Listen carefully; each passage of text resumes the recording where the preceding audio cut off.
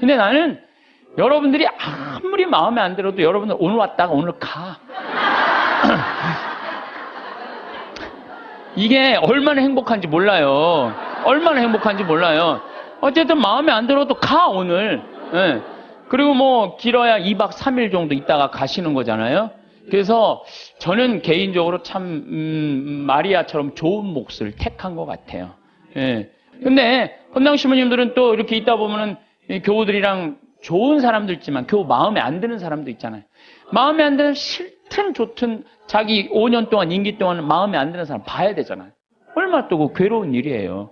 사실 본당 시민이 참 힘든 것 같아요. 그리고 적어도 여기 생태마을을 이 멀리 강원도까지 뭐 부산에서 저 광주에서 대구에서 서울에서 오신 분들은 적어도 여기 오고 싶은 의지가 있는 분들이 오는 거 아니에요. 오기 싫으면 안 올 거 아니야. 안 올 거. 그러니까 적어도 오고 싶은 의지가 있는 분들이 오기 때문에 나를 바라보는 눈이 하트야.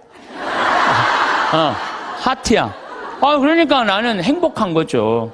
근데 인간이 살면서 욕 안 먹을 수가 없어요.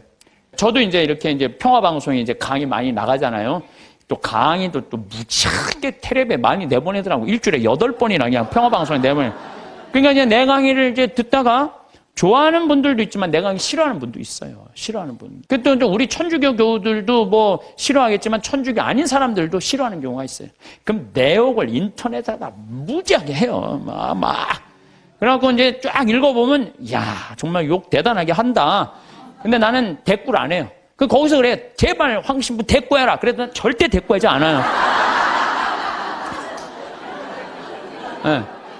왜 대꾸하지 않느냐면 내가 그 사람이 어떤 사람인 줄 알고, 그 사람이 무슨 중학생인지 고등학생인지 남자인지 여자인지 할머니인지 할아버지인지 교육을 높게 받은 사람인지 낮게 받은 사람인지 성격이 어떤 사람인지 전혀 모르고 그 인터넷에 몇 줄 나온 걸 가지고 그 사람하고 말싸움으로 그게 해결이 될 일이에요? 그렇지 않겠어요? 우리 인생이 다 똑같은 것 같아요. 여러분들 우리가 바라보는 사람은 상대방이에요. 빙산일각이라고 그러잖아요. 빙산일각. 예? 우리가 이렇게 1912년에 타이타닉호가 갈다가 조그만 빙산인 줄 알고 지나갔는데 이 밑에 엄청난 빙산이 있어갖고 이래갖고 그냥 침몰한 거 아니에요. 우리가 사람을 보는 건 요 꼭대기만 보는 거지 이 안에 이 사람이 할아버지가 어떻게 했는지 할머니가 어땠는지 엄마 아버지한테 맞고 자랐는지 사랑을 받고 살았는지 우리가 알 게 뭐예요. 그냥 요 겉에 드러난 것만 가지고 우리가 사람을 평가할 수도 없고 상대할 수도 없는 문제라는 거예요. 그래서 나는 인터넷에서 절대 대꾸하지 않아요. 네. 왜? 그 사람이 어떤지 알고 어떻게 알아? 내가 이렇게 눈으로 보고 얼굴을 마주보면 밤새서라도 얘기할 수 있겠지. 근데 그 사람이 막 내가 욕을 했는데 만났는데 막 2m에 막 팔뚝 막 한 대 맞으면 막 갈 것 같아. 그럼 어떻게 해? 네. 그러니까 우리가 쉽게 이렇게 분노하거나 쉽게 상대한테 싸움을 한다는 게 좋은 게 아니에요. 욕은요, 세상 살면서 기본적으로 먹고 산다. 이렇게 생각하면 속 편해요. 왜? 누가 욕 먹고 살았어? 예수님이 욕 먹고 살았으니까. 예수님이 모욕을 당했으니까 우리도 인생 살면서 조금 모욕당하는 거, 욕 먹는 거, 그거 어느 정도, 그거를 이겨내려고 그럴 때 인생이 고통스러운 거예요. 저도 이렇게 살아오면서 그런 나쁜 거는 그냥 무시하고 시간이 지나면 다 없어져요. 시간이 지나면. 5년, 10년이 지나보면 다 없어져요. 욕하면 또 예수님 생각 안 할 수가 없어요. 욕 제일 많이 먹은 분이 예수님이에요, 예수님. 예수님 참 욕 많이 드셨어요. 예수님은 모두에게 사랑받았을 거라고 생각하면 여러분들 오해입니다. 수많은 사람이 예수님에게 돌을 집어 던지려고 했어요. 또 마귀랑 친구라고 비난까지 했어요. 여러분들 대놓고 넌 마귀 새끼야 이렇게 말하면 여러분들 기분 좋을 것 같아요, 안 좋을 것 같아요? 듣는 말 중에 가장 기분 나쁜 말이 바로 그런 말이에요. 넌 마귀 새끼 같아, 어떻게? 아니, 넌 마귀 새끼하고 친구냐? 근데 예수님은 마귀하고 베엘제불의 힘을 빌려갖고 마귀 쫓아낸다고 그러잖아요. 마귀라는 그런 욕까지 들으셨고 마지막에는 모든 예루살렘에 모인 사람들이 어떻게 했냐면 죽이자, 죽어라. 마지막. 저는 그 장면을 상상을 해봐요. 내가 여기 지금 한 200여 분 있는데 여러분들이 갑자기 하트였다가 갑자기 마음이 돌변해갖고 죽여라, 죽어라, 죽어라 막 그러면은요 아마 미칠지도 몰라요. 근데 예수님 딱 그 상황에 접하신 분이 예수님이에요. 예수님은 하늘나라 선포하시면서 모두에게 환영받지는 않으셨어요. 여러분들 여기 계신 분들 가운데 내가 봉사활동 하는데 이 욕을 먹어가면서까지 봉사활동 해야 하나? 봉사일 때려치고 싶은 분들 계실 거예요. 일하다 보면 욕하는 소리 들리잖아요. 사람이 내가 이런 욕을 먹고 내가 이거 성당 일을 해야 돼? 내가 레조 단장 해야 돼? 내가 이 성가대 해야 돼? 연령회 해야 돼? 성모 해야 돼? 아니 내 차라리 때려치고 속 편하게 내 집에서 그냥 텔레비나 보고 그냥 놀러나 다니고 하지. 내가 왜 이 욕을 먹어? 그런 생각하시는 분들 계실 거예요. 예수님 좋은 일 하면서 욕 참 많이 드셨어요. 마르코복음 3장 1절부터 6절을 보면은 안식일에 손이 오그라든 사람을 펴줘요. 안식일에 당시 이 이스라엘에서는 몸이 아픈 사람들은 다 병으로 취급을 했어요. 병으로. 그러니까 죄로 몸이 아픈 사람. 그러니까 회당에 정가운데 있을 수가 없어요. 근데 예수님 정가운데 나오라고 그래요. 손이 오그라든 사람 펴줘요. 얼마나 좋은 일을 하신 거예요. 안식일에도 뭐든 손 오그라든 사람 펴준 거 얼마나 좋은 일을 한 거예요. 그런데 사람들은 예수님의 이 얘기를 듣고 바리사이들은 나가서 곧바로 헤로데 당원들과 더불어 예수님을 어떻게 없앨까 모의를 하였다. 예수님 착한 일하고도 칭찬받지 않고 제거의 대상이 돼요. 착한 일하고도 욕먹고 심지어 죽이려고 덤비는 사람들도 있었죠. 성당 다니면서 정말 남 미워한 적도 없고 불쌍한 사람, 어려운 사람 도와주면서 성당 일만 했는데 욕먹으면 기분 나쁘죠. 이 마음 안에 뭐가 있냐면 분노가 일어나고 미움이 일어나요. 내가 정말 착하게 살았는데 나 욕하는 사람이 있으면 아무리 착한 사람이라도 뭐가 일어나요? 분노가 일어나죠. 저는 내가 아주 영적으로 아주 좋아하는 선배 신부님이 계세요. 근데 이거 굉장히 오래전 얘기, 한 10년도 더 된 일인데, 이제 수원 빈센트 병원에서 뭐 만날 일이 있어갖고, 그러다 제가 무슨 일을 하느냐고 좀 늦게 나갔어요. 근데 이제 내가 이제 그분 30분 약속을 어긴 거죠. 그분이 막, 주차하는 경비 아저씨가 우리 이제 그 형님 신부님 멱살을 쥐고 막 흔드는 거예요. 그래서 사복을 입고 있었어요. 그래서 내가 지금 당신 뭐 하는 거냐고. 이 사람이 뭐 차를 어쩌고저쩌고. 이 사람이 뭐냐고. 이 교구의 국장 신부님인데, 그랬더니 그냥 이분이 그 손을 놓더니 신부님이었느냐고. 너무너무 죄송하다고. 막 얼굴이 하얘져갖고 그러더라고. 그래서 내가, 형, 신부라고 그러면 되지. 왜 그 멱살을 쥐고 흔들리고 그래? 그랬더니, 내가 주차하면 안 되는 데다 주차를 내가 해갖고, 이 사람이 상황이 어려웠다는 거예요. 상황이 어려우니까 이제 자기가 이제 차를 빼러 하더니 화가 나니까 이제 멱살을 이제 쥐고 흔들으니까 내가 잘못했는데 그 정도 취급받는 걸 가지고 내가 뭐 신분이 그런 말을 어떻게 하느냐고. 이야, 난 뭐 그전에도 훌륭하다고 생각을 했지만은 그걸 보니까 더 훌륭한 거예요. 그래서 난 그분한테 고해성사 내가 이렇게 영적 상담을 지금도 이렇게 해요. 그 정도의 겸손을 가지고 있는 분 정도면 욕먹는 걸 우리는 되게 싫어하잖아요. 근데 내가 잘못했으면은 어떻게 해야 된다? 욕 먹어야 된다. 이야, 참, 그래서 지금도 뭐 아주 정말 훌륭하게 살고 계시지만은 내가 그분을 보면서 저게 바로 겸손이구나. 자기 지위를 함부로 내지 않고. 우린 조금만 뭐만 있으면 내가 누구니 뭐니 뭐 이래잖아요. 예.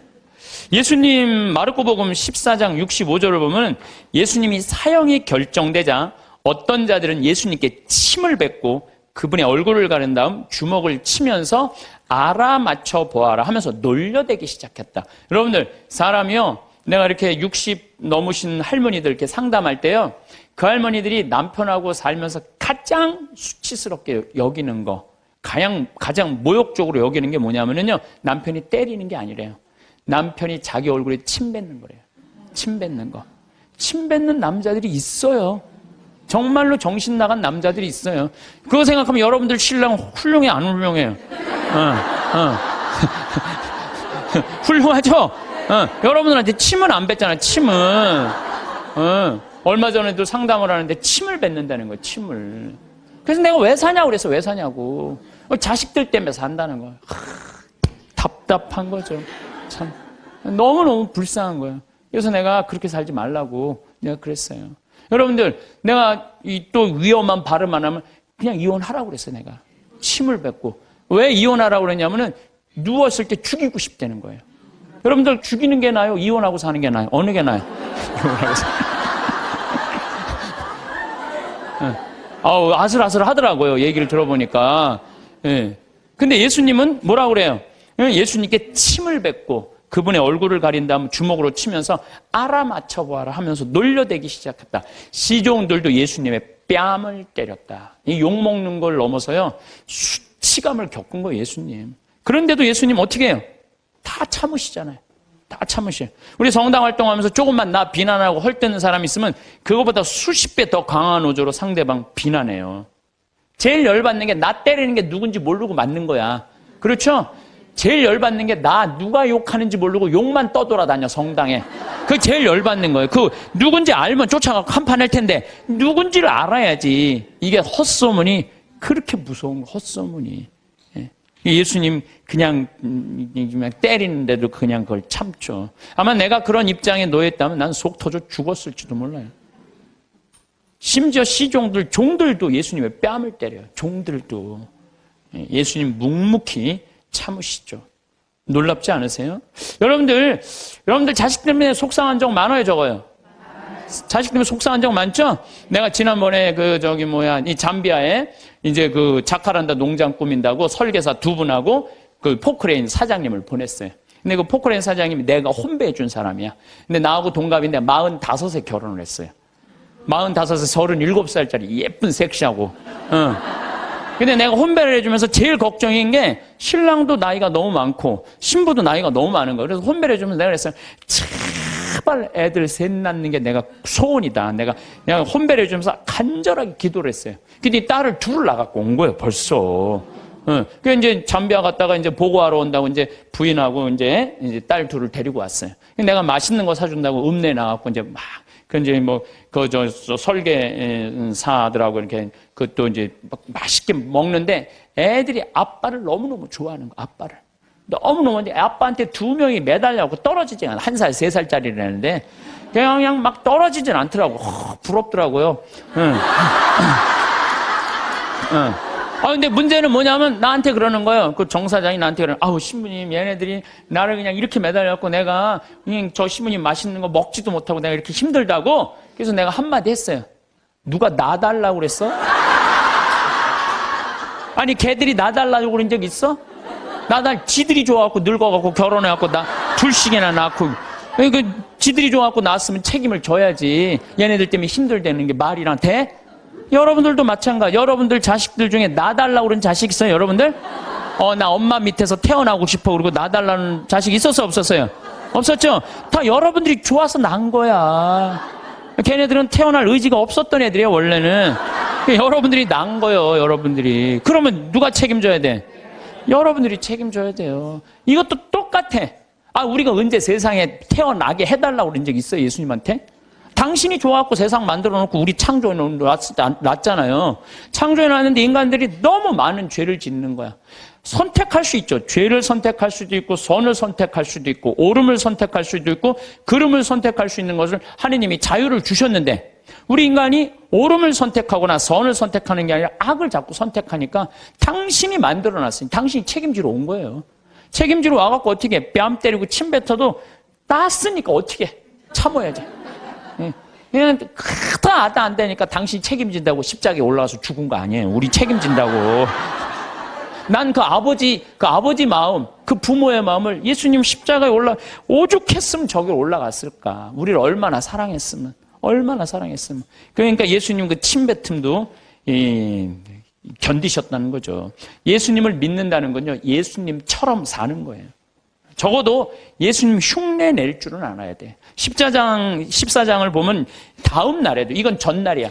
그러니까 목요일날 전날 붙잡혀갖고 그냥 매 맞고 그래. 금요일날 아침에도 모욕을 당하셔. 군중들이, 그전에는 시종가고 종들이 예수님 모욕했는데 다음 날 아침에는 군중들이 이렇게 모욕을 해. 유다인들의 임금님 만세. 하며 인사하기 시작했다. 또 갈대로 그분의 머리를 때리고 또 침을 또 뱉네요. 예수님 침 참 많이 받으신 분이에요. 침을 뱉고서는 무릎을 꿇고 예수님께 절하였다. 조롱하는 거죠. 그렇게 예수님을 조롱하고 나서 자주색 옷을 벗기고 그분의 겉옷을 입혔다. 그리고 예수님을 십자가의 못 박으러 끌고 나갔다. 분명 이 군중 가운데는 예수님 일주일 전에 예루살렘에 입성할 때 빨마가지를 흔들고 호산나 호산나 주님의 이름으로 오시니 찬미 받으소서 이렇게 환영한 사람도 분명히 있었을 것 그 안에. 근데 일주일 만에 배신한 거예요. 일주일 만에. 그러니까 여러분들 인생 살면서요. 나 욕하고 누구 배신하잖아요. 그 모든 누구도 이해하지 못할 때 성당에 가서 예수님만 쳐다보세요. 예수님만 보면 예수님 입장하고 내 입장하고 어쩜 이렇게 똑같으냐. 동병상련. 어쩜 이렇게 똑같을까? 그러면은요. 예수님의 그 깊은 성심을, 깊은 마음을 이해하실 수 있습니다. 근데 문제는 우리가 살아가면서 사람한테 너무 의지하다 보면 이런 수치와 모욕, 배신을 겪을 수 있어요. 그러니까 사람은요, 물론 사람을 사랑하지만 사람만 온전히 믿으면요, 우리 인간이 실수해요. 우린 누굴 믿어야 돼? 예수님을 믿어야 돼. 예수님한테 마음을 많이 빼앗기는 사람들은요, 욕 조금 먹는다고 분노하지 않아요.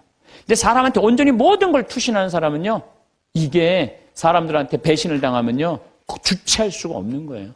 누구도 다 배신해도 배신하지 않을 분이 한 분 계시잖아요. 예수님. 예수님 생각만 하면 우리가 이겨낼 수 있다는 거죠. 나는 이렇게 미움의 원인이라도 제공하지만 예수님은 무슨 미움의 원인을 제공하셨겠어요? 예수님은 대통령이 되려고 하지도 않았고 돈을 벌려고도 안 했어요. 집 한 채 없으셨던 분이에요. 예수님이야말로 집 한 채 없이. 그리고 왕권을 탐하지도 않고 사랑하려고 온 분이야. 사랑하려고. 가난하고 병든 사람들, 외로운 사람들 친구로 오신 분이죠. 그런데도 사람들이 죽어라, 죽어라, 죽여라, 죽여라 이렇게 합창을 했죠. 예수님은 그런 사람들을 상대로 해서 목에 핏대 올리면서 상대하지 않았어요. 그저 묵묵히 견뎌내셨어요. 여러분들 나한테 험담하는 사람, 나한테 나쁜 소문 내는 사람 어때요? 그런 사람들하고 싸우면 여러분들 어떨 것 같아요? 더 평화로울 것 같아요? 화는 내면 낼수록 해결이 돼요? 일이 더 커져요? 커져요. 제일 좋은 건 무시하는 거예요, 무시. 그런 사람들. 오늘 내가 식사하면서 여고생이 임신했다는 헛소문이 학교에 퍼졌대요. 그러니까 이 헛소문에 죽는 사람들 정말로 많아요. 헛소문에. 그래서 사람들이라는 게 참 그런 문제가 있는 것 같아요. 자, 그렇다면 우리 인간이 참 죄를 짓고 살아요. 게으르고 나약하고 그 다음에 시기심 많고 죄를 져. 나 같은 죄인도 용서받을 수 있나요? 여러분들 인생 살아오면서 정말로 누구한테도 얘기하기 부끄러운 죄들이 있으시죠? 저는 많아요. 누구한테도 얘기하기 부끄러운 죄들 참 많아요. 근데 나 같은 죄인이 과연 용서받을 수 있느냐? 나 같은 죄인도 과연 용서받을 수 있을까? 저는 예수님이 요한복음 8장에 보면 간음한 여인 얘기가 나요. 그거를 읽으면은요, 굉장히 위로가 많이 돼요. 이 여자가 간음을 하다 현장에서 잡혔어요. 2000년 전에 간음하는 거하고 지금 간음하는 거하고 이건 질이 달라요. 지금은 너무 쉬운 일이지만 2000년 전에는요, 간음하는 게 쉽지가 않아요. 그 다음에 당시 이스라엘 사람들은 어떻게 했느냐면은 다 여자들은 다 가리고 눈만 내놨어. 눈만 내놨어. 그러니까 어떻게 생겼는지 뭐 눈만 보고도 간음을 한 거예요. 눈만. 이 여자 무지하게 예뻤던 여자예요. 그것만 보고도. 그러니까 이 온몸을 다 가려요. 지금도 이스라엘 사람들이 눈만 이렇게 내놓고 다녀요. 눈만. 저 동네 사람 왕래도 없는데 간음하다 이 여자가 붙잡힌 거예요. 그러니까 예수님은 간음에 대해서 단호하셨어요. 만약에 너희들이 이 우명한 생각으로 여자를 쳐다보면 누나를 빼라고 그랬어요. 그 정도로 예수님이 간음에 대해서. 나는 참 그 성서가 너무 괴로워요. 난 그 성서에 의하면 내 누나는 한 6,000개는 빼야 돼. 6,000개. 내 누나는 6,000개는 빼야 돼요. 이 누나 하나도 안 남았을 거야, 지금. 아무리 갈아 껴도 계속 빼야 돼, 계속. 도시에 나가면요, 대단해요. 도시에 나가면은. 요즘 또 여자들이 다리가 얼마나 쫙. 얼마나 예뻐요. 옷을 얼마나 야하게 입고 다녀요. 이야, 그럼 그냥 눈알 그냥 빼야 돼요, 눈알. 예, 예. 아마 여기 계신 분들도 눈알 남아있을 사람 별로 없을 것 같은데. 예? 예수님 그렇게 간음에 대해서 단호하셨어요. 간음하면 안 된다. 그런데 간음한 여자가 현장에서 붙잡혔어요. 네? 예수님, 당신 간음하면 눈알 빼라고 그러지 않았느냐. 또 한편으로는 모든 사람을 용서하라고 그러지 않았느냐. 둘 중에 뭘 선택할 것이냐. 예수님이 이 여자 편을 들면은 상당히 이상해지는 거예요. 근데 2000년 전에 예수님께서 간음한 여자 입장에 쓰여요. 그래갖고 너희 중에 죄 없는 사람 먼저 이 여자를 돌로 쳐라. 난 이 여자 입장 이해한다 이거예요. 이야, 이거 대단한 일이에요. 이거 보통 용기 아니면 이거 제정신 가지고는 이거 못해요. 보통 용기 가지 않으면은. 근데 예수님은 그 여인을 감쌌던 거예요. 그 여인을. 하나 둘 떠나가니까 예수님이 너 죄를 묻던 사람이 다 어디 갔느냐? 주님, 하나도 없습니다. 다 떠났습니다. 근데 그 다음 말이 더 기가 막혀요. 그들이 네 죄를 묻지 않았다면 나도 네 죄를 묻지 않겠다. 그러니까 여기 계신 분들, 예수님은요, 우리를 그만큼 사랑하시는, 우리 나약한 인간, 쓰러질 수밖에 없는 인간, 부족한 인간임을 인정하시는 거예요. 그러니까 충분히 우리 인간을 인정하고 이해하고 계신 분이 예수님인 거죠. 그러니까 그 예수님한테, 여러분들은 그 예수님을 사랑하면요, 막 가슴이 막 설레고 막 기쁘고, 끝도 한도 없는 사랑을 갖고 침뱉음을 안 겪나, 십자가에 그냥 올라가서 그냥 우리들을 위해서 돌아가시지를 않나. 대단하잖아요. 그러니까 혹시 여기 계신 분들, 나 같은 죄인도 용서받을 수 있나? 용서받을 수 있어요. 진심으로 주님께 용서 청하면. 그리고 삶이 변해야죠. 사람은요, 근데 저는 요즘 우리나라 문화에 조금 안타까운 게 뭐냐면은 한 번 잘못하면 죽일 놈이야. 다시는 회복할 수가 없어. 우리나라 사회가 그래요. 한 번 잘못하면. 근데 교회는, 주님은요, 한 번 잘못해도 다시 용서 청하면은요, 기회를 주세요. 너무너무 좋죠? 여러분들 성당 잘 나온 거예요. 성당 잘 나온 거예요. 근데 더 기가 막힌 거는 요한복음 4장이에요. 사마리아 여인 얘기. 사마리아 여인, 예수님이 이제 이 유다에서 예루살렘에서 성전을 막 둘러엎어요. 성전을 둘러엎고 막 채찍으로 막 후드려 까요. 그러니까 사람들이 예수님을 죽이려고 그래요. 그러니까 그 한바탕 하고 이제 갈릴레아, 예수님 본 활동 무대인 갈릴레아로 가려고 그러는데 사마리아 동네 들어가면은요, 더럽다고. 그래서 이렇게 갈릴레아 요르단강으로 올라가든지 바닷가로 올라가요. 근데 예수님은 돌아가기 귀찮았나 봐요. 그냥 가로질러 그냥 가요. 가로질러. 그러니까 가다가 시카르라는 동네에 가고 정오쯤 목이 마르셨어요. 그래갖고 이제 우물에 딱 이렇게 앉아 계셨어요. 근데 우물이라는 공간은 누구의 공간이에요? 남자들의 공간이에요? 여자들의 공간이에요? 여자들의 공간이에요. 그 우물가에는 남자들이 가는 게 아니에요. 근데 이 남자인 예수님 우물가에 다 남자하고 여자는 정부는 다 어디서 나냐? 우물가에서 다 나는 거야. 정부 우물가. 갑돌이하고 갑순이도 우물가에서 뭐 이렇게 해갖고 엄마 이러지 마세요. 이러다가 다 정부 난 거 아니에요. 예? 그러니까 남자가 하여튼 우물가 간다. 이거 별로 좋은 게 아니에요. 근데 우물가에 앉아 계신 거야. 그 자체가 별로. 사마리아에다가 시카르라는 동네 남자가 우물가에 앉아 이거 아주 장면이 안 좋은 거예요. 근데 정오에 여자 하나가 물동이를 잃고 물을 탁 뚫어 나와요. 이 여자도 문제가 많은 여자예요. 왜 문제가, 요 장면 하나만으로도 문제가 많아. 왜? 이 사마리아라는 게 굉장히 더워요. 덥기 때문에 낮에 물 뚫어 나오는 여자는 없어요. 물은 언제 뚫어오냐면 새벽이나 밤중에 뚫어 나와요. 새벽이나 밤중에. 근데 이 여자는 새벽에 뚫어 나올 수가 없는 여자야. 밤중에도 뚫어 나올 수 없는 여자야. 아무도 안 나오는 정오에 나올 수밖에 없는 여자예요. 문제가 많은 여자죠. 네, 문제가 많은 여자예요. 그래갖고 이제 물을 딱 뚫어놨는데, 이게 또 남자고 여자가 이제 우물가에서 만난 거잖아요. 근데 예수님 먼저 말을 걸어요. 나한테 물 좀 한 잔 줄래? 희약가시를 거는 거예요, 나한테. 나한테 물 좀 한 잔 줄래? 그러니까 이 여자가 당장에 뭐라 그래요? 당신은 유대인이고 나는 사마리아 여자인데 어떻게 나한테 말을 거느냐? 그렇게 얘기를 해요. 너무 황당한 거죠.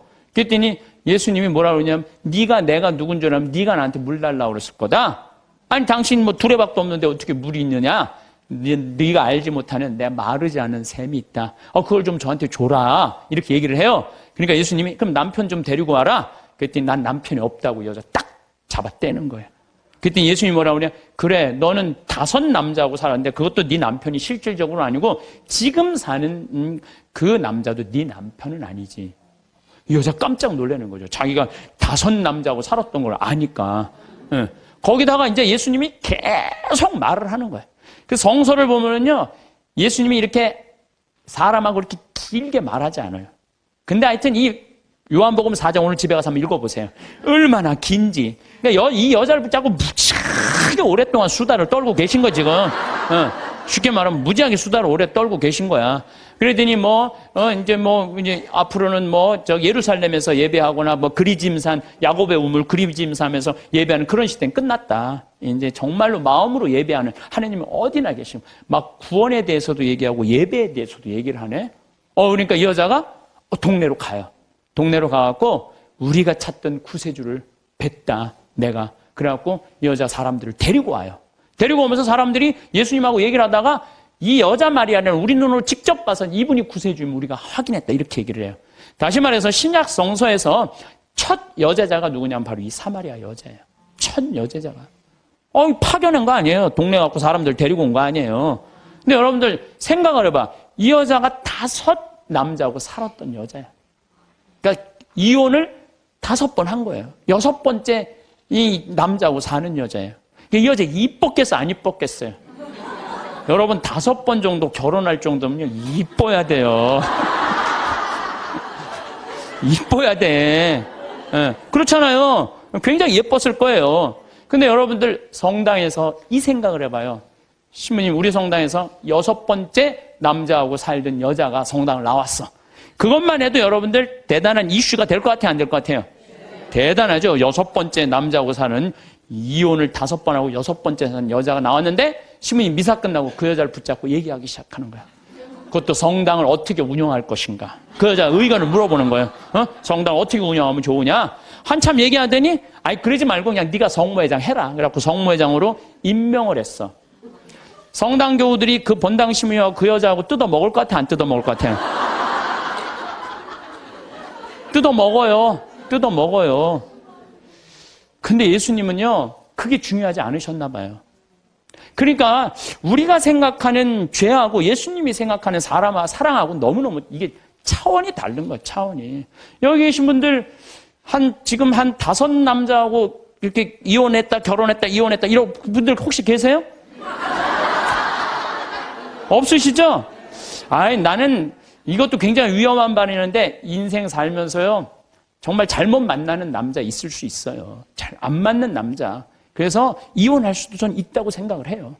제가 신학교 1학년 때는 별놈이 다 모인 거예요. 52명이 이제 그 별놈이 다 모인 거예요. 그냥 별놈이. 그냥 마음에 드는 놈, 안 드는 놈, 그냥 이상한 놈, 안 이상한 놈, 별놈이 다 있는 거예요. 1학년, 2학년 때는 맨날 그냥 밉고 싸우고 그러더라고요. 근데 3학년쯤 되니까 그런 미움이 다 인간으로 이해가 되고, 그러니까 이제 화장실에 있으면 발자국 소리, 누구 발자국 소리까지 다 알아요. 같이 이제 기숙사에 살다 보면은. 3학년쯤 되면요, 다 애들이 이쁜 거예요. 다 마음에 드는 거예요. 신학생활이 너무 재미나. 얘를 만나도 좋고, 쟤를 만나도 좋고, 그 마음에 안 드는 놈들은 거의 다 나갔고, 또 신학교를. 우리가 52명이 들어갔는데 27명이 나갔으니까, 그 중에 마음에 드는 놈들만 거의 남아 있었던 거죠. 그러니까 얘를 봐도 좋고 쟤를 봐도 좋고 다 좋은 거야. 신학교 생활이 너무 재밌는 거예요. 사랑하는 사람이 많으면 많을수록요 우리가 즐거워요. 저는 이곳 생태마을 우리 직원들은 나를 어떻게 생각하는지 몰라도 나는 직원들이 다 이뻐요. 모든 걸 뿌리치고 여기 와갖고 기숙사 하면서 나하고 같이 농사 짓고 사는 직원 얼마나 고마워요. 그냥 직원들을 보면 기분이 너무너무 좋아요. 직원이 마음에 안 들면은 사실은 사는 게 즐겁지 않잖아요. 직원이 다 이뻐. 만나는 사람마다 다 좋고. 그러니 신나죠. 사는 게 즐거운 거죠. 일은 20년 동안 기다리고 있고. 은퇴하고 나면 또, 요즘 커피숍 그거 생각을 많이 해요. 바리스타를 배워갖고 어떻게 해야 되겠다. 그러니까 일이 있으니까 죄를 안 짓고. 그래서 여러분들 마음 안에 저 대림 일주일에 이 얘기가 나와요. 남을 찔러주는 마음에 창을 두드려서 곡식을 만들어낸 낫으로 만들어라.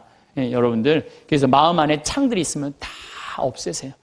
미움, 삐죽한 마음들이 있으면 그걸 다 용서를 해줄 때 사랑하는 사람이 옆에 있을 때 그것처럼 행복한 게 없는 거죠. 여러분들 이상우 씨가 그녀를 만나는 곳 100m 전이라는 노래 아시죠? 그녀를 만나는 곳 100m 전에서 가슴이 떨리며 그녀를 만나기 위해 구두도 새로 사고 옷도 깨끗이 차려입었지만 왠지 그녀를 만나기엔 자신의 모습이 못마땅하다는 노래 가사 내용이 있어요. 아시죠?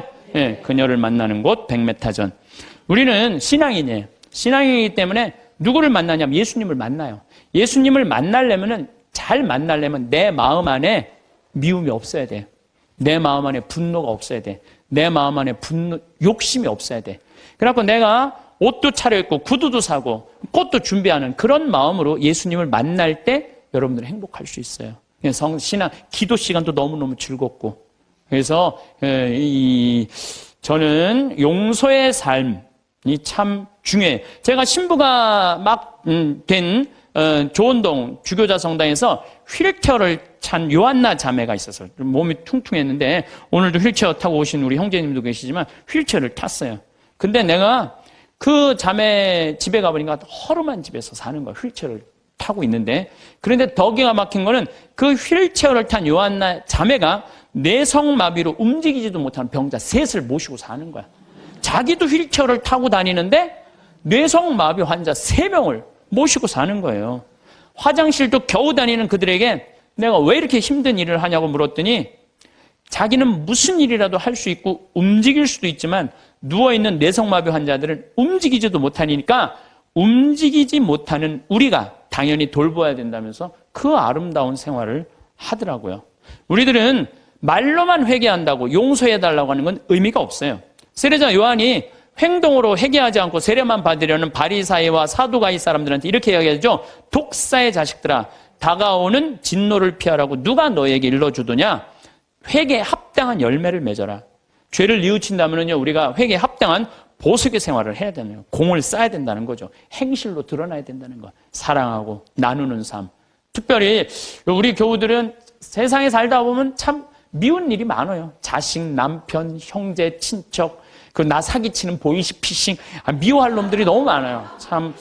그래서 저는 교우들한테 생활의 단순함이 참 필요한 것 같아요. 생활이 좀 단순해. 너무 많은 일을 하다 보면요, 이게 죄를 많이 져요. 생활이 단순한 게 참 필요해요. 여러분들 평화를 원하세요? 네. 평화를 원하면요, 용서하셔야 돼요. 저는 예수님께서 계속 사랑해라, 용서해라, 사랑해라, 용서해라 그러다가 결정적으로 마지막에 평화를 주노라 그래요. 이게 언제 평화를 주느냐 하면은 예수님 침뱉음 다 당하고 때리고 뺨 맞고 십자가 못 박혀서 다 죽었어. 죽고 난 다음에 3일 만에 부활하세요. 3일 만에 부활했을 때 예수님이 제자들 처음 만나요. 3일 만에. 제자들은 어떤 상태? 스승 배신하고 다 도망간 상태 아니야. 다 도망가고 배신하고 스승은 죽었다고 생각했을 때 마음이 지극히 불안했어. 배신, 그 3년을 따라다니던 스승을 배신했단 말이야. 예수님이 3일 만에 부활하셔서 첫 인사가 니네들 왜 나 배신했어? 내가 죽었다 살아난다는 거 니네들 안 믿었어? 이렇게 얘기하지 않아요. 평화를 비노라. 평화를 주노라. 평화는요, 여러분들 언제 찾아오는 거냐면 그 모든 폭풍이 다 지나가고 누릴 수 있는 게 평화예요. 평화. 그래서 나는 여기 여러분들 지금 우리 평창 생태마을에 오셨지만은 제가 요즘 참 많은 평화를 많이 누려요. 저도 인생을 살면서 질곡, 막 폭풍, 별걸 다 겪었죠. 근데 요즘은요, 그 모든 걸 떠나서 이게 마음이 정말 평화로운 거예요. 그리고 여기 마당에 아침에 탁 이렇게 강 내려가는 걸 보고 앉았으면요, 그렇게 행복해요. 아, 예수님이 이 평화를 얘기하는구나. 그러니까 마음 안에, 저는 지금 마음 안에 미워하는 사람이 정말로 없어요. 예전에는 많았어요. 참. 예전에는 많았어요. 근데 그런 단계들이 다 어느 정도 지나고 난 다음에 내가 이제 평창에 들어와서 산 지 10년이 됐어, 10년. 그러니까 10년 동안 2년이 있었던 많은 사람들이 이제 떨어져 나가고 사연이 있었던 많은 사람들이 떨어져 산속에서 여기 한번 마음 먹고 올라오면 하루가 걸리잖아요. 그러니까 웬만한 사람들은 거의 못 와요. 그러니까 사람을 덜 만나고 또 좋은 사람들만 만나니까 평화로운 거예요. 아, 예수님이 부활하고 난 다음에 내가 너희에게 평화를 비노라. 그게 바로 이거구나. 미움, 분노, 증오, 죽어라, 죽여라 다 떠나고 난 다음에 예수님이 마지막에 십자가에서 부활하고 성취한 게 뭐다? 평화다, 평화. 그러니까 여러분들 마음 안에 미움이 있으면요, 평화를 누릴 수가 없어요. 마음 안에 분노가 있으면 평화를 누릴 수가 없어요. 그래서 용서해야 되는 거예요. 그래서 여러분들 우리 마음 안에 남을 찔러 죽이려는 마음의 창을 두들겨서 곡식을 만들어내는 낫으로 만들어야 돼. 마음의 미움을 두들겨서 평화를 만들어내는 사랑으로 만들어야 돼. 그래서 사람을 보면서 막 사랑할 수 있는 그런 마음 여러분들 청하셔야 돼. 나는 요새 우리 프란치스코 교황님 너무 마음에 들어. 왜 프란치스코 교황님이 마음에 드느냐면은 동성애자들에 대해서 사목적 배려를 해줘야 된다고 그러잖아요. 난 너무너무 마음에 들더라고요. 내가 동성애자 옹호자가 아니에요. 왜 동성애자에 대한 사목적 배려를 해야 되느냐면은 1960년대 초에 DES라는 여성 호르몬제가 발명이 돼. 그러니까 화학 호르몬제, 합성 호르몬제. 그러니까 이게 발견되면서부터 난리가 난 거예요. 전 세계적으로 여자들이 여성 호르몬이 에스트로겐이 정말 중요한데 이게 이제 약으로 먹을 수 있다. 그래갖고 막 임신을 했을 때 이 약에 대한 무서운 걸 모르고 다 먹여요. 임신한 여자들한테. 이 여성 호르몬이 에스트로겐이 먹으면 애한테도 좋을 줄 알고 다 먹여요. 그래갖고 이제 애들이 다 나왔어요, 세상에. 그런데 20년이 지나고 난 다음에 1980년 이때부터 갑자기 동성애자들이 너무 많이 늘어나는 거예요, 미국에. 동성애자들이 너무 많이 늘어나는 거예요. 그래갖고 이게 어떻게 된 거냐? 추적을 해봤어요. 추적을 해봤는데 1960년도 초에 임신했을 때 DES, 합성 호르몬제를 먹은 애들이 문제가 생긴 거예요. 이 여자인 경우는 문제가 없어요, 여자인 경우는. 근데 남자인 경우는 임신을 했는데 뱃속에 뭐가 남자애가 들어있단 말이야. 그러면은 합성 호르몬을 먹으면 얘한테 에스트로겐이 들어가 버리는 거예요. 얘한테 뭐가 들어가냐면 테스토스테론이 들어가야 되는데, 남성 호르몬이 들어가야 되는데. 그러니까 몸 안에 얘는 태어나면서 뭐가 많은 거야?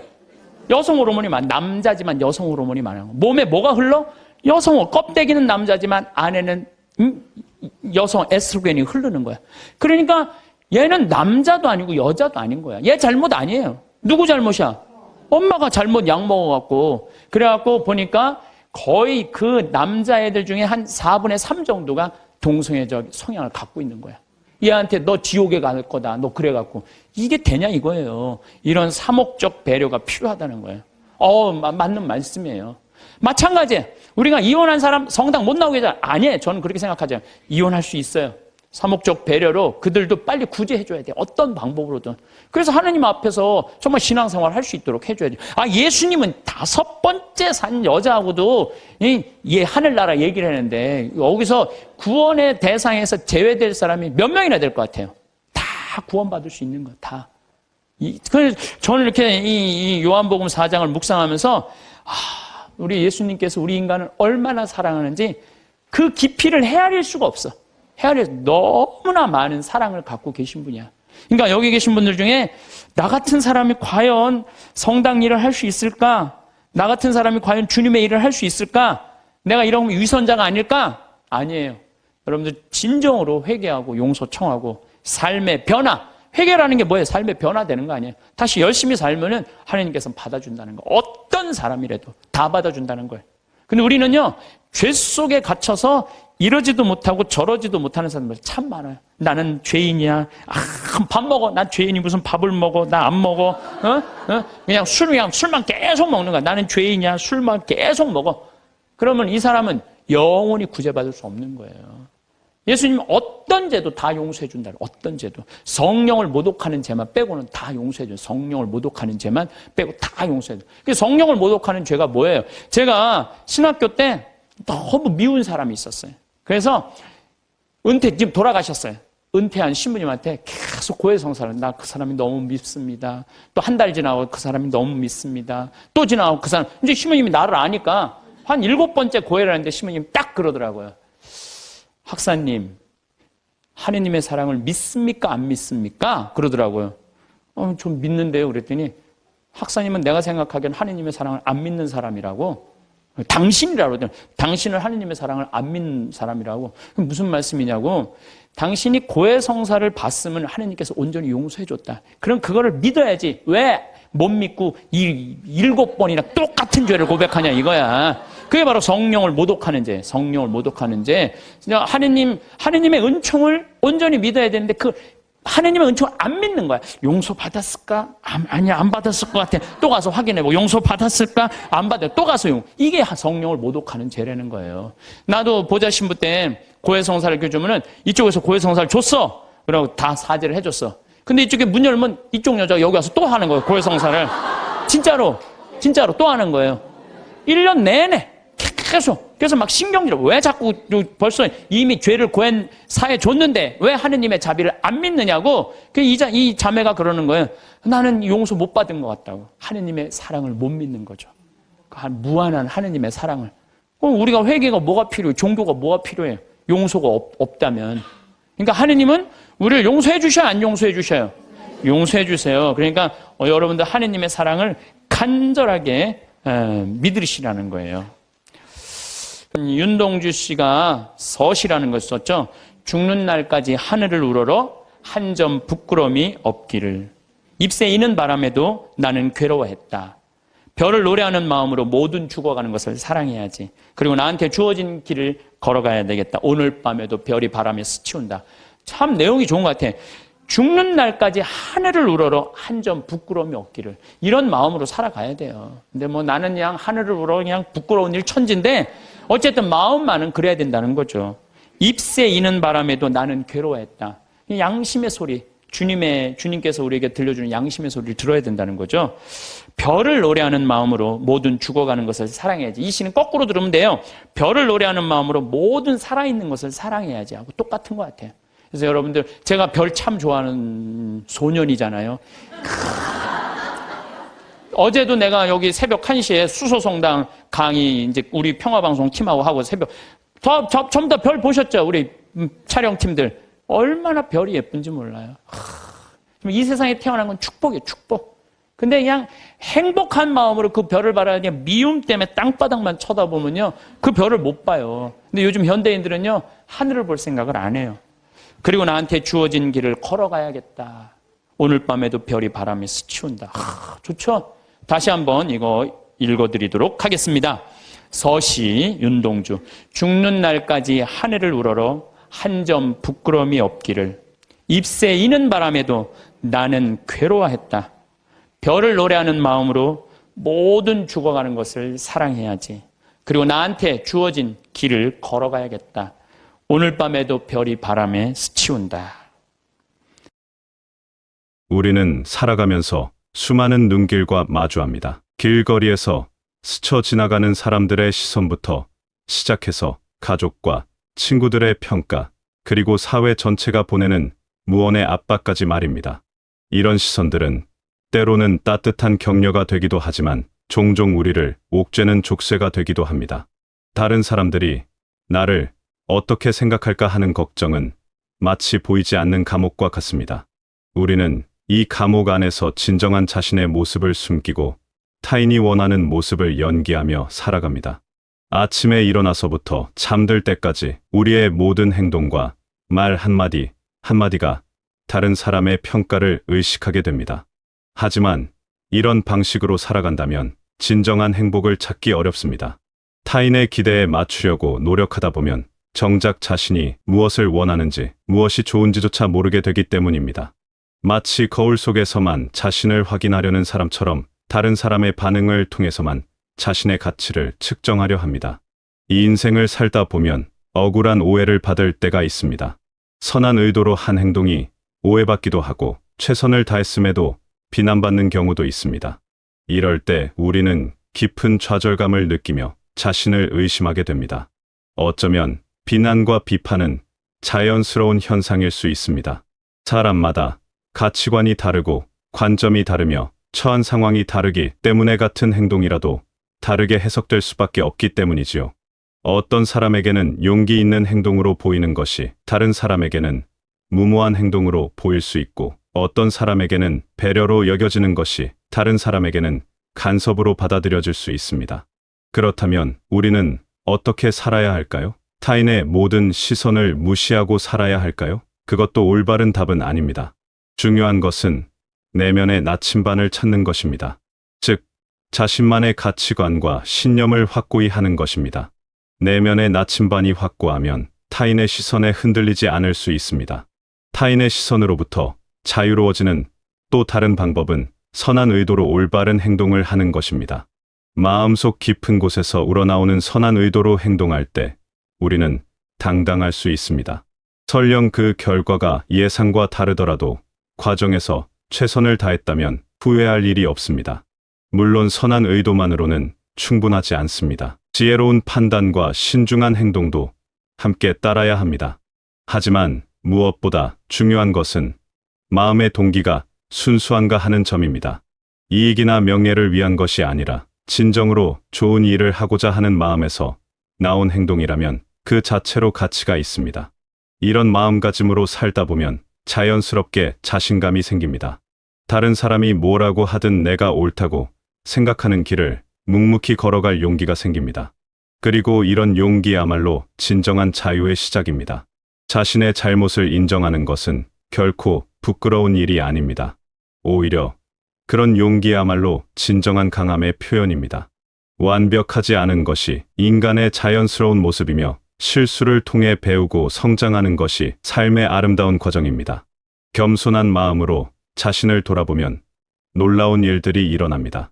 먼저 같은 실수를 반복하지 않게 됩니다. 그리고 다른 사람의 실수에 대해서도 더욱 관대해집니다.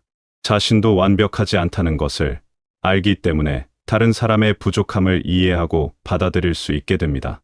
또한 겸손함은 새로운 배움의 문을 열어줍니다. 자신이 모든 것을 안다고 생각하는 사람은 더 이상 배울 것이 없다고 여기지만 자신의 한계를 아는 사람은 언제나 배울 자세가 되어 있습니다. 이런 열린 마음이야말로 지속적인 성장의 원동력입니다. 많은 사람들이 강함을 단단함으로 오해합니다. 모든 비판을 튕겨내고 외부의 영향을 전혀 받지 않는 것이 강하다고 생각하는 것입니다. 하지만 진정한 강함은 유연함에서 나옵니다. 바람에 꺾이지 않는 나무는 딱딱한 나무가 아니라 바람에 맞춰 휘어질 줄 아는 나무입니다. 인간관계에서도 마찬가지입니다. 모든 상황에서 자신의 주장만 고집하는 것보다는 때로는 양보할 줄도 알고 때로는 타협할 줄도 아는 것이 진정한 강함입니다. 이런 유연함은 약함이 아니라 상황을 정확히 판단하고 최선의 선택을 할 수 있는 지혜의 표현입니다. 살다 보면 우리에게 상처를 주는 사람들을 만나게 됩니다. 고의든 실수든 우리의 마음에 깊은 상처를 남기는 사람들 말입니다. 이럴 때 분노하고 원망하는 것은 자연스러운 감정입니다. 하지만 이런 부정적인 감정을 계속 품고 있다면 결국 자신만 괴로워집니다. 미움과 원망은 마치 독을 마시고 상대방이 죽기를 바라는 것과 같습니다. 가장 먼저 해를 입는 것은 바로 자신입니다. 분노는 우리의 마음을 어둡게 만들고 삶의 기쁨을 앗아갑니다. 행복할 수 있는 순간에도 과거의 상처 때문에 온전히 즐기지 못하게 됩니다. 진정한 평화를 원한다면 용서라는 선물을 자신에게 주어야 합니다. 용서는 상대방을 위한 것이기도 하지만 무엇보다 자신을 위한 것입니다. 과거의 상처와 원망에 무거운 짐을 내려놓고 가벼운 마음으로 앞으로 나아가기 위한 선택입니다. 용서한다고 해서 상대방의 잘못이 정당화되는 것은 아닙니다. 또한 같은 상황이 반복되도록 방치하는 것도 아닙니다. 용서는 단지 그 일로 인해 자신이 더 이상 괴로워하지 않겠다는 결심입니다. 상처받은 기억은 남을 수 있지만 그것이 현재의 삶을 지배하지 않도록 하는 것입니다. 현대사회는 빠른 속도를 요구합니다. 모든 것이 빨라야 하고 즉시 결과가 나와야 한다고 생각합니다. 하지만 인생은 단거리 달리기가 아닙니다. 각자 자신만의 속도가 있고 자신만의 리듬이 있습니다. 다른 사람과 비교하며 조급해할 필요가 없습니다. 누군가는 일찍 꽃을 피우고 누군가는 늦게 꽃을 피웁니다. 하지만 그 꽃의 아름다움에는 차이가 없습니다. 중요한 것은 자신의 때가 되었을 때 최선을 다해 꽃을 피우는 것입니다. 자신만의 속도를 찾으려면 먼저 자신을 깊이 알아야 합니다. 내가 어떤 환경에서 가장 잘할 수 있는지, 어떤 방식이 나에게 맞는지를 파악해야 합니다. 다른 사람에게 효과적인 방법이 나에게는 맞지 않을 수 있고 반대로 나만의 독특한 방법이 더 좋은 결과를 가져올 수도 있습니다. 타인의 시선으로부터 자유로워지고 내적 평화를 얻기 위해서는 일상 속에서 작은 실천들이 필요합니다. 이런 실천들이 쌓여서 결국 큰 변화를 만들어냅니다. 먼저 하루를 시작할 때 자신에게 긍정적인 말을 해주는 습관을 기르시기 바랍니다. 오늘도 최선을 다해보자. 나는 소중한 존재다. 실수해도 괜찮다와 같은 격려의 말들이 마음에 힘을 줍니다. 또한 다른 사람의 평가에 과도하게 신경 쓰지 않으려고 의식적으로 노력해야 합니다.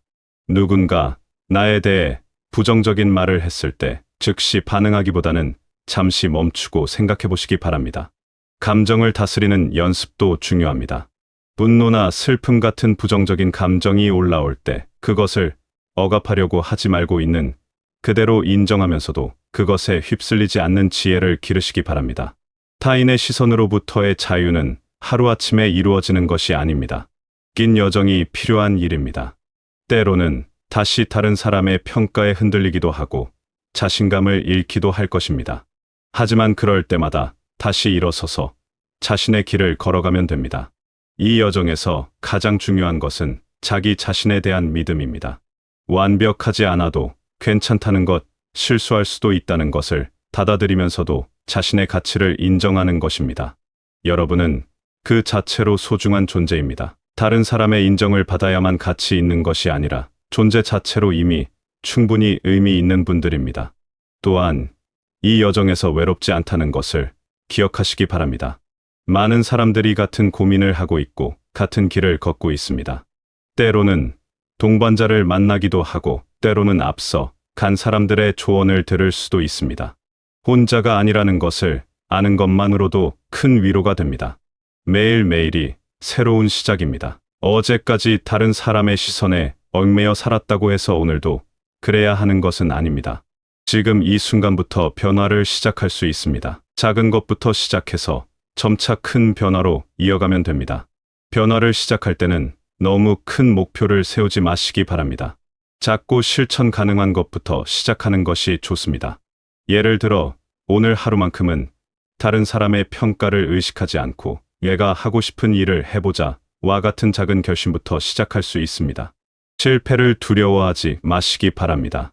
변화의 과정에서 실패는 자연스러운 일입니다. 중요한 것은 실패했을 때 포기하지 않고 다시 시도하는 것입니다. 한 번의 실패가 모든 것을 무너뜨리는 것이 아니라 배움의 기회가 될 수 있습니다. 우리의 마음은 정원과 같습니다. 어떤 씨앗을 심고 어떻게 가꾸느냐에 따라 아름다운 꽃이 필 수도 있고 잡초만 무성할 수도 있습니다. 타인의 부정적인 평가나 비판은 잡초 씨앗과 같습니다. 그것을 마음에 심고 계속 생각한다면 부정적인 감정이라는 잡초가 무성해집니다. 대신 긍정적이고 건설적인 생각의 씨앗을 심어야 합니다.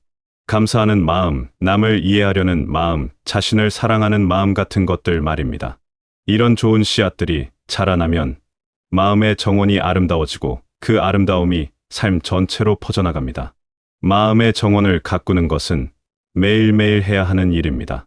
하루 이틀 소홀히 하면 금세 잡초가 자라나기 때문입니다. 하지만 꾸준히 정성스럽게 가꾸다 보면 놀라운 변화를 경험하게 됩니다. 마음이 평화로워지고 삶이 더욱 풍요로워집니다. 결국 우리가 추구해야 할 것은 진정한 행복입니다.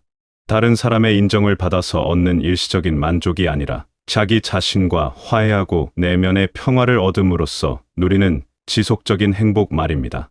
이런 행복은 외부 조건에 의존하지 않습니다. 날씨가 좋든 나쁘든 건강하든 아프든 부유하든 가난하든 상관없이 마음 깊은 곳에서 우러나오는 평온함입니다. 물론 외부 조건이 좋으면 더욱 기쁘겠지만 그것이 행복의 필수 조건은 아닙니다. 이런 행복을 얻으려면 자기 자신을 있는 그대로 받아들여야 합니다. 부족한 점도 있고 완벽하지 않지만 그럼에도 불구하고 소중한 존재라는 것을 인정해야 합니다. 그리고 다른 사람들도 마찬가지로 불완전하지만 소중한 존재들이라는 것을 이해해야 합니다. 삶은 때로 힘들고 어려운 일들로 가득 차 있습니다.